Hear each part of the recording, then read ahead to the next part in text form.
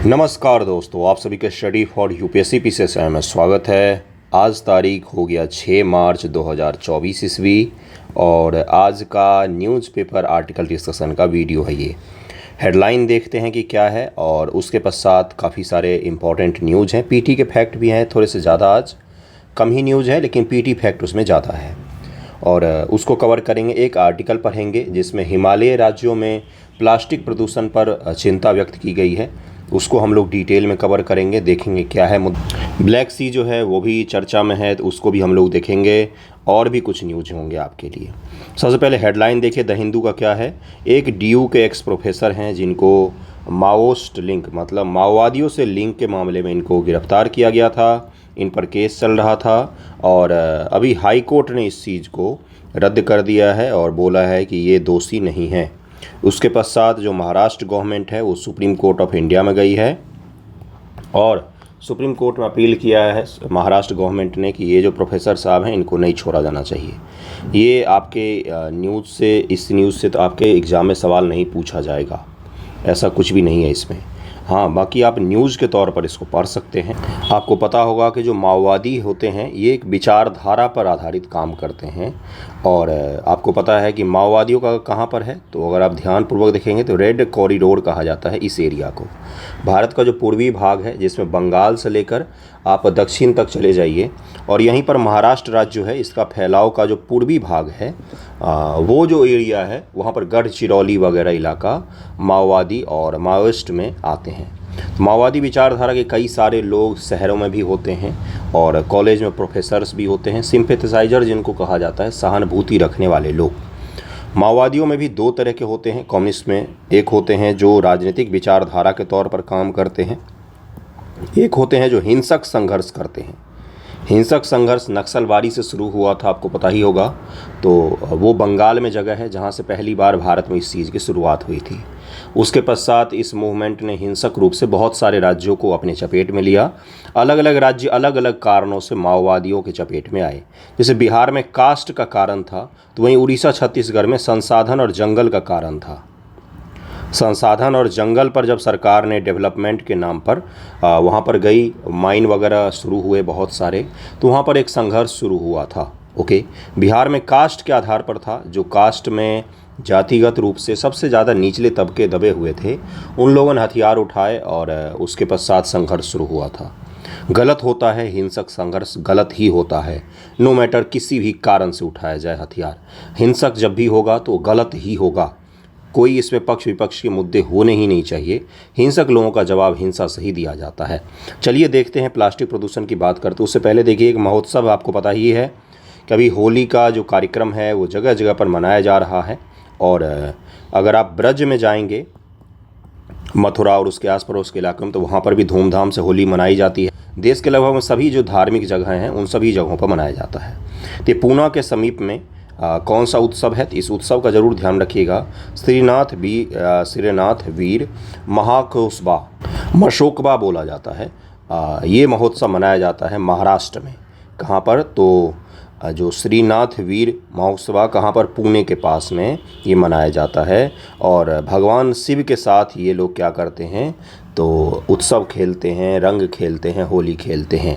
तो इसको ज़रूर ध्यान रखिएगा। ये कई बार पूछ लेता है छोटे छोटे उत्सवों के बारे में, इसको ज़रूर ध्यान रखिएगा। महाराष्ट्र से संबंधित है ये। कहाँ से? महाराष्ट्र। तो ये छोटा सा न्यूज़ था आपके लिए। अब हम लोग आर्टिकल डिस्कस कर लेते हैं। आर्टिकल में देखिए क्या है आपके लिए। हिमालय राज्यों में प्लास्टिक प्रदूषण और की चुनौतियाँ और उसके समाधान का प्रयास जो है, इस पर ये पूरा डिटेल में आर्टिकल होगा। आपको पता ही है कि हिमालयन राज्य कौन कौन से हैं, तो जम्मू कश्मीर से शुरू करके नॉर्थ ईस्ट तक चले जाइए, लेकिन मुख्य रूप से उनमें प्लास्टिक का प्रदूषण बहुत ही ज़्यादा हो रहा है। आपने सोचा कि प्लास्टिक कहाँ से आ गया भाई हिमालय राज्यों में, तो जो पर्यटक मुख्य रूप से जाते हैं वही प्लास्टिक वहाँ पर फैलाते हैं। वहाँ के लोगों के भी हैबिट में है प्लास्टिक, लेकिन मूल जो पहाड़ के लोग होते हैं जो उनके हैबिट में प्लास्टिक नहीं होता है। तो जो बाहर से पर्यटक वगैरह जाते हैं या किसी और कारण से प्लास्टिक जो वहाँ पर पहुँच रहा है, उन सभी चीज़ों को हम लोग देखेंगे और ये किस प्रकार से प्रभावित करता है इसको भी हम लोग देखेंगे। प्लास्टिक प्रदूषण केवल अभी हिमालय का ही क्या मुद्दा है, पूरे दुनिया भर का ये मुद्दा है। पहले लाइन में तो यही बोला गया है, जिनमें हिमालय पर्वतमाला भी शामिल देखा जा सकता है। ऊंची चोटियों से लेकर समुद्र की खाइयों गहराइयों तक सभी जगहों पर प्लास्टिक का कचरा एक बहुत बड़ी समस्या बनकर उभर रही है। प्लास्टिक जो है ये अलग अलग फॉर्मेट होते हैं इसके, जैसे पॉलीथीन है तो सिंगल यूज़ प्लास्टिक है, जबकि प्लास्टिक का जो चेयर है वो तो सिंगल यूज़ नहीं है, आप उस पर बैठते हैं और कोई ऐसा तो है नहीं कि एक बार उपयोग करके फेंक देते हैं। तो प्लास्टिक ने कहीं न कहीं संसाधनों को सभी तक पहुंच भी प्रदान की है। एक पक्ष ये भी है, जो धातु के बने चीज़ें होती हैं वो महंगी होती हैं तो सभी लोग अफोर्ड नहीं कर सकते हैं। प्लास्टिक के बनी हुई चीज़ें सस्ती होती हैं, बनाना आसान होता है, तकनीक आसान है, इसलिए सब लोग इसको अफोर्ड भी कर सकते हैं। तो दोनों पक्षों को ध्यान में रखते हुए हम लोग पढ़ेंगे। देखिए अगला क्या लिखा हुआ है कि ये जो पूरा निबंध है ये इसी पर आधारित है कि भाई हिमालय में प्लास्टिक जो है वो किस प्रकार से प्रभाव डाल रहा है, किस प्रकार से प्रदूषण को फैला रहा है। अब देखिए अगला क्या लिखा, हिमालय राज्यों में प्लास्टिक प्रदूषण एक बढ़ता संकट। अपने भव्य प्रदेश, समृद्ध जैव विविधता के लिए प्रसिद्ध हिमालय क्षेत्र इसमें प्लास्टिक प्रदूषण के बढ़ते संकट से जूझ रहा है।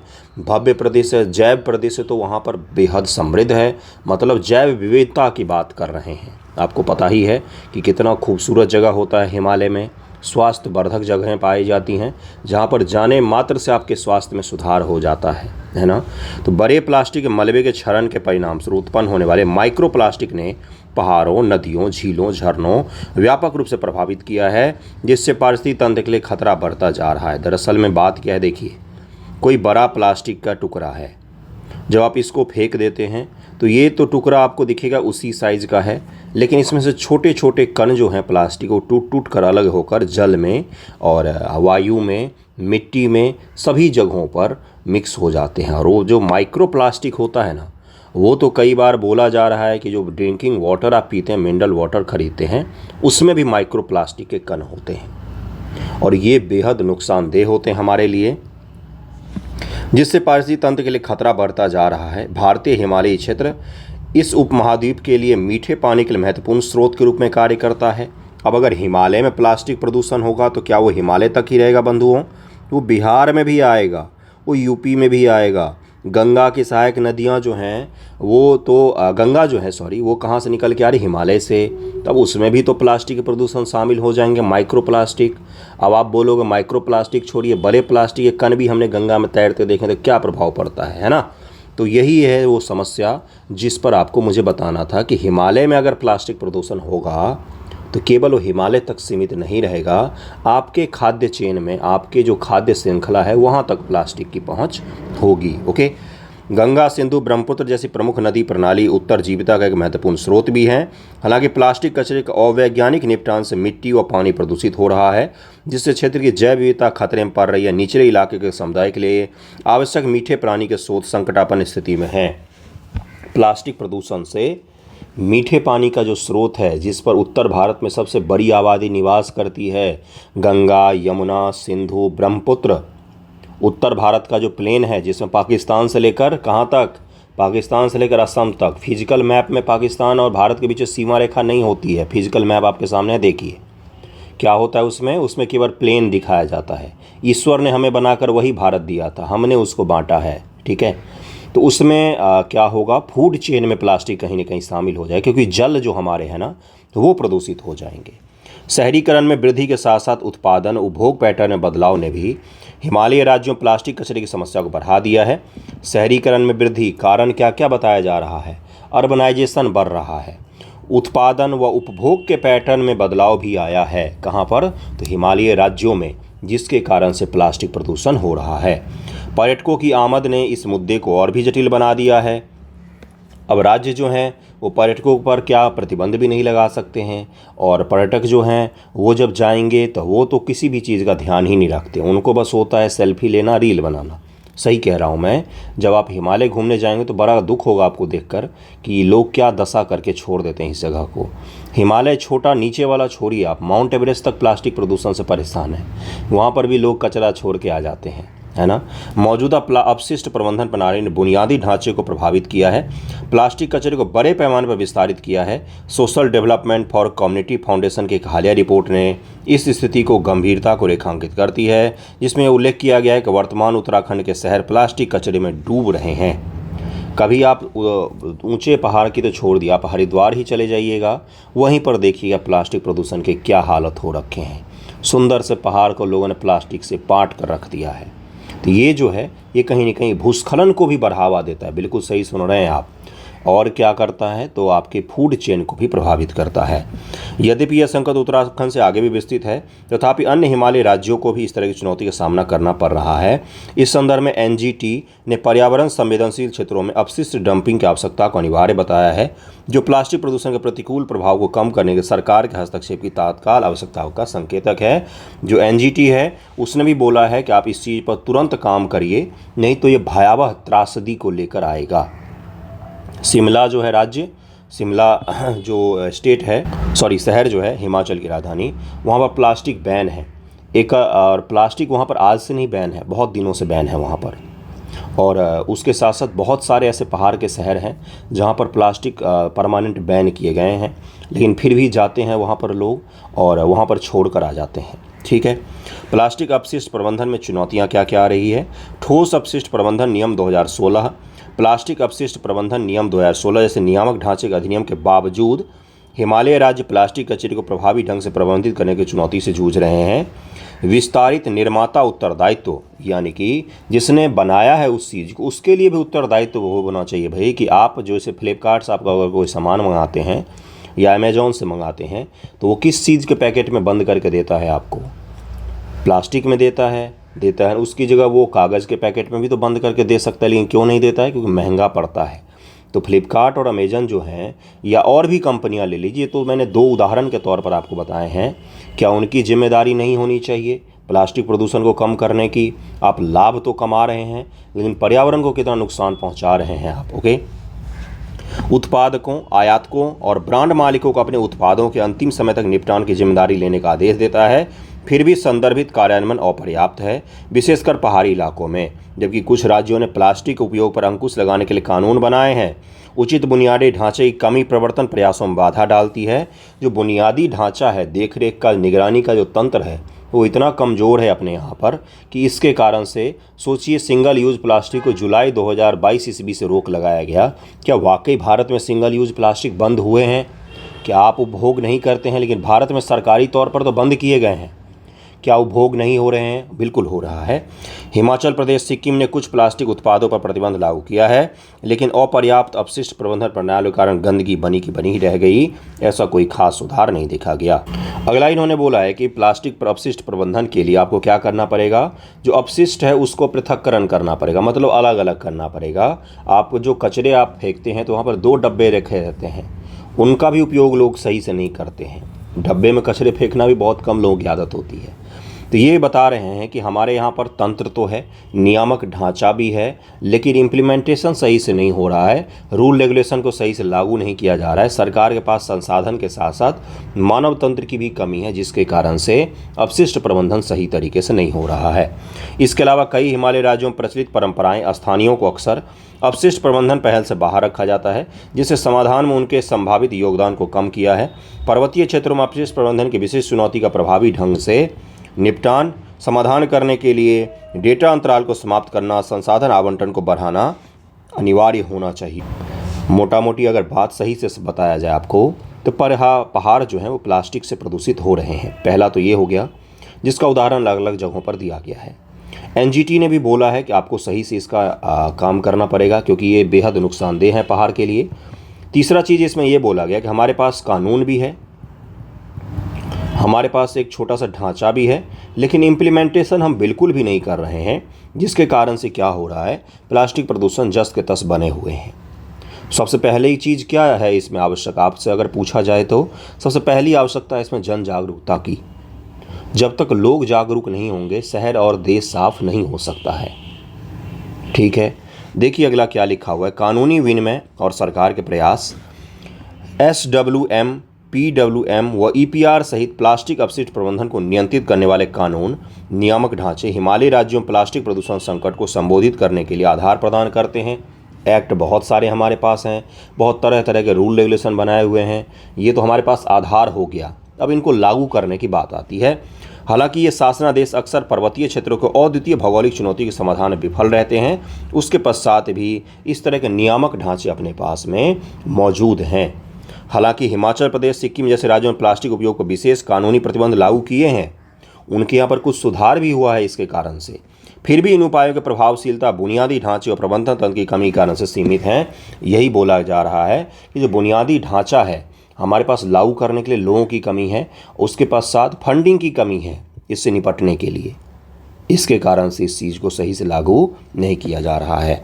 मिजोरम, त्रिपुरा ने भी नियामक कदम उठाए हैं, लेकिन अभी तक जमीनी स्तर पर कोई ठोस परिणाम देखने को नहीं मिला है हमें। कदम तो भारत सरकार ने भी उठाए, जिसको अब चर्चा मैंने पहले भी किया कि प्लास्टिक प्रदूषण को, प्लास्टिक, सिंगल यूज प्लास्टिक को बैन किया गया। लेकिन क्या हकीकत में बैन हुए हैं? नहीं हुए हैं। सभी जगहों पर धड़ल्ले से आपको पॉलीथीन मिलता है और आप भी मांगते हैं दुकानदार से पॉलीथीन। नहीं मांगिए, मत मांगिए, क्या हो जाएगा, है ना। अगला देखिए क्या लिखा हुआ है कि इस समय प्लास्टिक प्रदूषण निपटाने के प्रयासों के राष्ट्रीय और राज्य स्तर पर ठोस कार्रवाई की आवश्यकता है, जिसमें स्थानीय निकायों को सशक्त बनाना, अपशिष्ट प्रबंधन बुनियादी ढांचों को बढ़ाने पर ध्यान देना चाहिए। अपशिष्ट प्रबंधन पहल में पारंपरिक संस्थाओं को शामिल करने से प्लास्टिक अपशिष्ट संकट को प्रभावी ढंग से कम किया जा सकता है। लोकल लोगों को शामिल कीजिए, लोकल टेक्नोलॉजी का उपयोग कीजिए। देखिए कि वहाँ पर 1000 वर्ष पहले से लोग कैसे रह रहे थे, क्या प्लास्टिक उनको ज़रूरत पड़ती थी? तो नहीं पड़ती थी। तो उसी तौर तरीक़ों को हमें फिर से अपनाना पड़ेगा अगर बचाना है तो। नहीं तो जैसे शहर आपके प्लास्टिक के कचरे हैं, वैसे ही पहाड़ भी प्लास्टिक के कचरे के ढेर बन जाएंगे। इसके अलावा स्वच्छ भारत मिशन या अन्य मिशन को सही तरीके से लागू करना पड़ेगा। आपसे अगर पूछा जाए कि क्या क्या इसके समाधान हो सकते हैं, तो क्या होगा आपके हिसाब से? अपने समाधान, अपनी क्रिएटिविटी ज़रूर सोचिएगा। जैसे एक समाधान मैं बताता हूँ, आपका कौन सा है रिजर्व? गंगोत्री नेशनल पार्क है, I think Gangotri national park है। एक उदाहरण मैं बताता हूँ, एक केस स्टडी के तौर पर देखिएगा। इसमें डाला गया था, इसमें जब भी आप प्रवेश करेंगे तो आपकी जांच की जाएगी। आप चिप्स का पैकेट ले जाना चाहते हैं, ले जाइए। आप पानी का बोतल ले जाना चाहते हैं, ले जाइए। सब कुछ अलाउ करते हैं ये लोग। लेकिन जब आप लौट कर आएंगे ना, तो आपका जब आप एंट्री कर रहे थे तो आपका नाम और कितने सारे सामान ले गए हैं आप, उन सब की लिस्ट होती है। जैसे चिप्स का 4 पैकेट है, तो आते समय, आने के पश्चात जब आपकी जांच की जाएगी तो उन चारों का खाली पैकेट आपको जमा करना पड़ता है, साथ में लेकर आना पड़ता है। आप प्लास्टिक का उपयोग कीजिए, ले जाइए। स्ट्रॉ ले जाना ले जाइए, गिलास ले जाना ले जाइए। जब आप आएंगे तो उसका कचरा आपको अपने साथ में लाना पड़ता है, और अगर आप नहीं लाते हैं तो वहाँ पर फाइन देना पड़ता है, भारी जुर्माना लेती है सरकार। जिसके कारण से क्या होता है, लोग ले जाते हैं, लोगों को दिक्कत भी नहीं आती, लोग अपने साथ चिप्स पैकेट जो भी ले जाना है ले जाइए। लेकिन जब आप लौट कर आते हैं तो आपको वहाँ पर दिखाना पड़ता है कि मैं जो ले गया था वही पैकेट मैं कचरा के रूप में वापस लाया हूँ। ऐसा हर पहाड़ के राज्य में घुसने से पहले कर देना चाहिए कि आपको जो लेके जाना है ले जाइए, लेकिन एग्जिट करते समय आपको दिखाना पड़ेगा कि कितने सारे कचरे आपने इकट्ठे किए हैं। ये एक शानदार एग्जाम्पल है। सरकार के ही एक तंत्र है जो अपने यहाँ पर अपना के काम करिए। मैंने एक ब्लॉग में देखा था जिसमें घूमने गया था कोई, तो उसने दिखाया। शानदार पहल है, आप इसमें समाधान में अपनी तरफ से भी जोड़ सकते हैं। ठीक है, चलिए अगले टॉपिक पर चलते हैं। अगला टॉपिक देखिए क्या। अगला जो टॉपिक है इसको लेकर काफ़ी विवाद मचा हुआ है, जबकि ये मुद्दा कुछ भी नहीं है, नथिंग। सीधी सी बात है, आप किसी के प्लेटफॉर्म का अगर उपयोग करते हैं, किसी सर्विस का उपयोग करते हैं, तो आपको उसके बदले में पे करना पड़ता है। लेकिन कई सारे लोग इसमें राष्ट्रवाद और पता नहीं क्या क्या लेकर कूद गए, इस तरह की चीज़ें लेकर। नहीं, ऐसा नहीं होना चाहिए।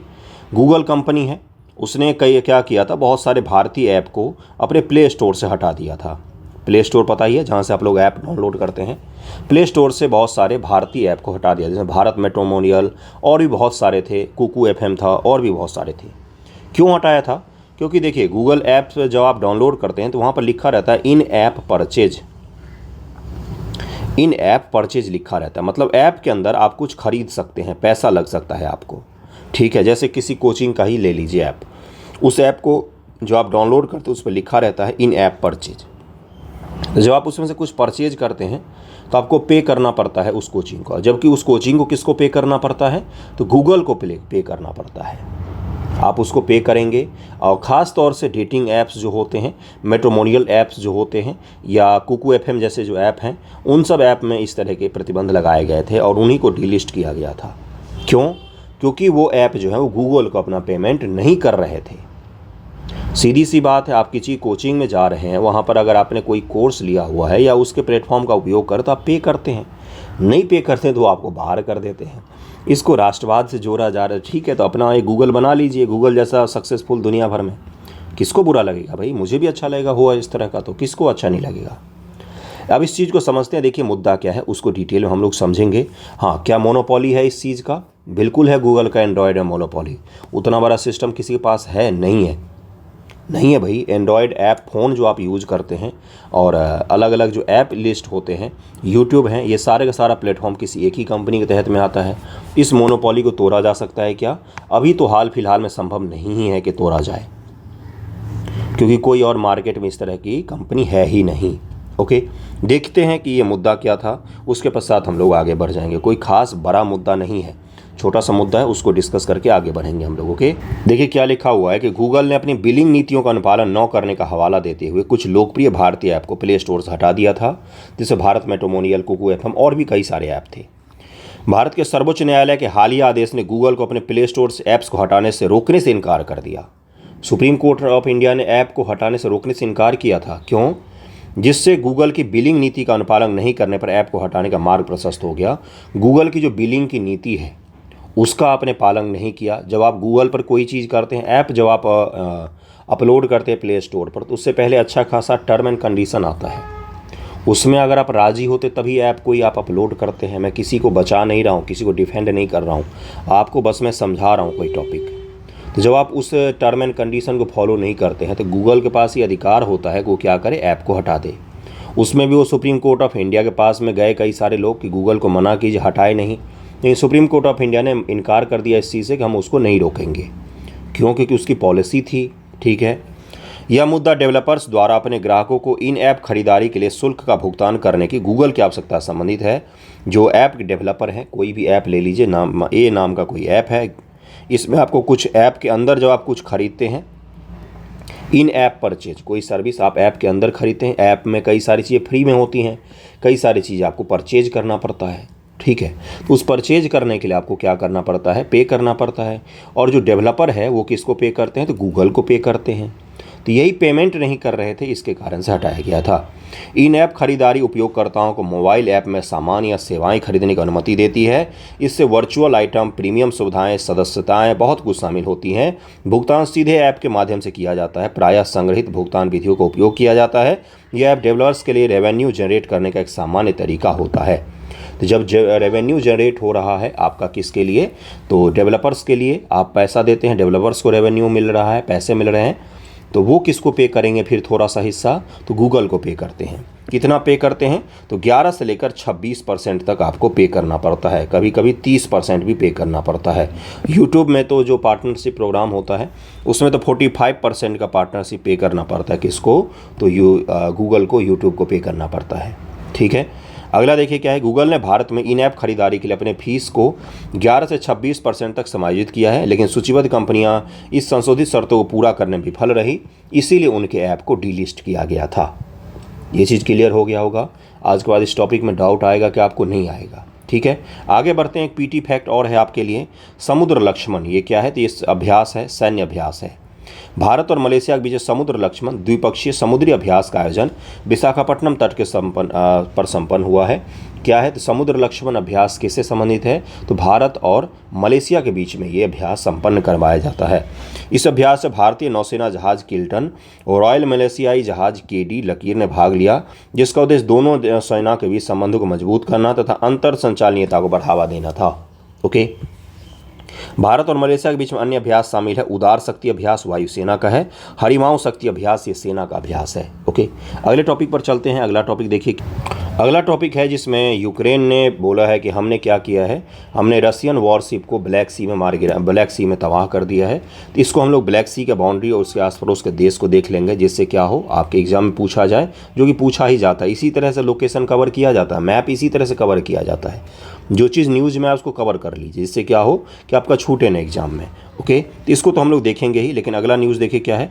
अगली न्यूज़ है, एक दिल्ली में एक योजना शुरू की गई है। कई बार दूसरे स्टेट की योजनाएं भी पूछ ली जाती है। जिस प्रकार से भगनी बहन योजना था एमपी में, याद कीजिए, जैसे महिलाओं को वित्तीय सहायता दिया जाता था, तो उसी प्रकार से दिल्ली गवर्नमेंट ने भी शुरू की। क्या है, इस योजना का नाम क्या है, तो इस योजना का नाम है, देखिए यहाँ पर लिखा हुआ, मुख्यमंत्री महिला सम्मान योजना। क्या बोला जाता है इसको, मुख्यमंत्री महिला सम्मान योजना। ये महिलाओं को डायरेक्ट 1000 रुपये की मदद दी जाएगी। 18 साल से जो भी ज़्यादा उम्र की महिलाएं हैं या लड़कियां हैं, उन सभी को 1,000 रुपये पर मंथ के हिसाब से वित्तीय सहायता दिया जाएगा। दिल्ली में इसके साथ साथ आपको पता ही होगा जो बस सर्विस है महिलाओं के लिए बिल्कुल फ्री है, उसमें एक भी रुपया नहीं देना पड़ता है महिलाओं को। उसके अलावा जो आपका मोहल्ला क्लिनिक है, मोहल्ला क्लिनिक भी सुविधा फ्री में उपलब्ध होती है, सभी के लिए है, वो तो पुरुष महिला सभी के लिए। उसके पश्चात शिक्षा पर भी आपको पता होगा काफ़ी बड़े स्तर पर खर्च किया गया है दिल्ली में। अब साथ में महिलाओं के लिए एक वित्तीय सहायता की योजना लाई गई है, जिस प्रकार से पहले एमपी में भी चल रही थी योजना, और भी बहुत सारी जगहों पर इस तरह की योजनाएं हैं, लेकिन इस तरह का कहीं पर भी नहीं है। एमपी में था इससे पहले 18 साल से ऊपर की सभी वर्ग की महिलाओं को क्या दिया जाएगा, 1,000 रुपये पर मंथ के हिसाब से दिया जाएगा। दिल्ली के जो इनका डोमिसाइल होगा, जो दिल्ली के वोटर होंगे, उनके लिए बात हो रही है। बस इसको ध्यान रखिएगा कि मुख्यमंत्री महिला सम्मान योजना हाल ही में महिलाओं को वित्त सहायता देने वाली योजना किस राज्य में लागू किया गया है, तो दिल्ली में लागू किया जा रहा है। ओके, अगले न्यूज़ पर चलते।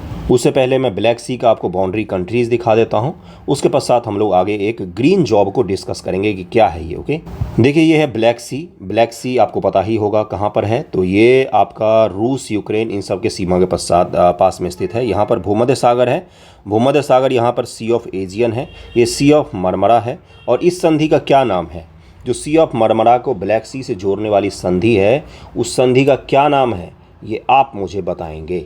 सी ऑफ मरमरा को और ब्लैक सी से जोड़ने वाली संधि का नाम क्या है, ये आप मुझे बताएंगे। ये है ब्लैक सी। इसके तट पर देखिए कौन कौन से देश हैं। ये तुर्की है, ये जॉर्जिया है, ये रूस है, ये यूक्रेन है। उसके बाद यहाँ पर आपको दिख जाएगा कौन सा, तो ये रोमानिया है, ये बुल्गारिया।